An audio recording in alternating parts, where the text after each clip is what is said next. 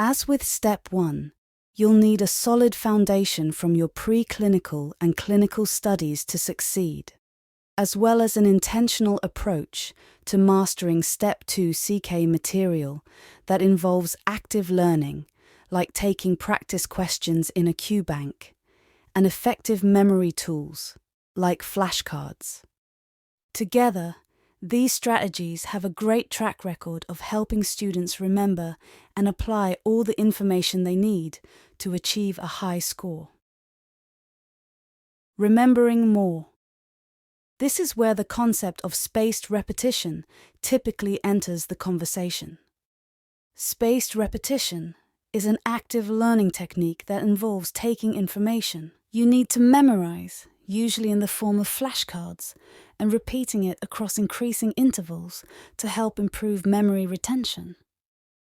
With spaced repetition, you systematically introduce new content and review old content according to the strength of your recall and understanding. Material with weak recall is reviewed at frequent intervals. Material with strong recall is still reviewed, but less frequently. As you become more familiar with the content, the intervals are spaced out within the review rotation according to this weak-strong interval scheme. Think of this as building your muscle memory for USMLE Step 2. CK facts. As your muscle memory, or content recall, strengthens in a particular area, you can afford to practice it a little bit less and focus on other material. This is important because the brain, while astounding in its capability and function, can only remember so much before it forgets things that once seemed familiar. Even information reviewed just yesterday, like that block of UWorld questions that seemed crystal clear, can be quickly forgotten without strategic material review. There is often a discrepancy between our perceived retention of material and our actual retention of material.